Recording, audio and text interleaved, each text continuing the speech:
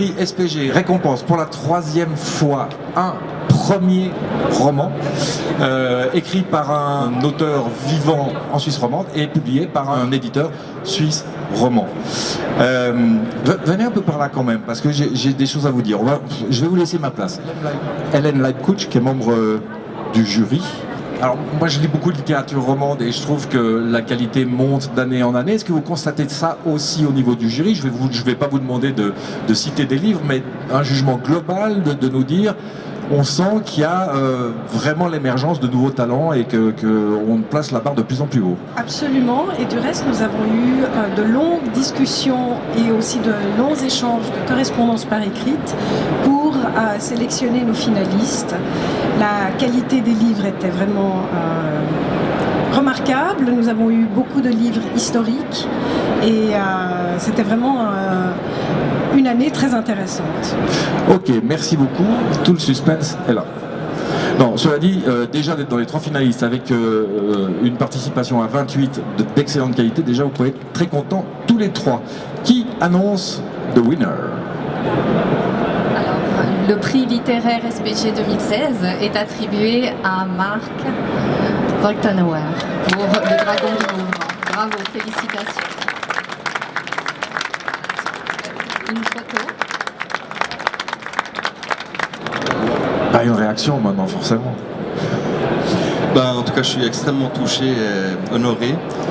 Je le disais tout à l'heure, ça fait 6 mois exactement, jour pour jour, que le Dragon du Muvron est sorti. Et depuis le début, c'est une incroyable aventure et là, très touché, très heureux aussi de cette reconnaissance. Donc nous le fêtons aujourd'hui. Voilà. En tout cas, vraiment, merci beaucoup. Je suis très touché qu'il ait eu aussi visiblement cet enthousiasme auprès du comité de SPG. Isabelle Falconier. Ce qu'on s'est rendu compte, et moi je suis ravie d'avoir pu répondre à l'invitation de faire partie de ce jury, c'est qu'il y a énormément de premiers romans qui paraissent chaque année édités par des auteurs, des éditeurs romans. Et de qualité. Au début, effectivement, on se posait la question, mais est-ce que le jury hochera chaque année de quoi se mettre sous la dent suffisamment de premiers romans, d'auteurs romans publiés en Suisse romande? Mais chaque année, il y en a des dizaines. Et ça, c'est extrêmement réjouissant. Et merci d'avoir du coup aidé à attirer notre attention sur cette relève éditoriale et littéraire comme ça, spontanée. Et donc du coup, on se fait le reflet ici, quoi.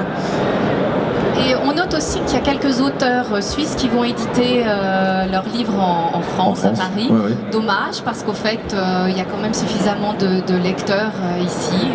Donc on peut comprendre aussi d'un point de vue marketing, mais la scène genevoise, suisse romande en tout cas, est suffisamment importante pour permettre à des auteurs d'être édités également ici. Quelque chose me dit que le Dragon du Muvron pourrait commencer à aller lorgner du côté de la France. Non? Vous avez l'info? Je vous pose la question pour le moment. Alors c'est vrai que je ne peux pas tout dévoiler maintenant, mais j'ai eu l'heureuse nouvelle il y a un peu que le Dragon du Muvron a obtenu son visa pour passer les frontières. Et puis il sera disponible en France à partir de cet été. Je ne peux pas profiter de l'occasion, mais j'aimerais aussi le faire. C'est vrai que pour un premier roman, d'avoir la chance aussi rapidement d'être édité, d'avoir son livre qui se retrouve en librairie, c'est quelque chose de magnifique.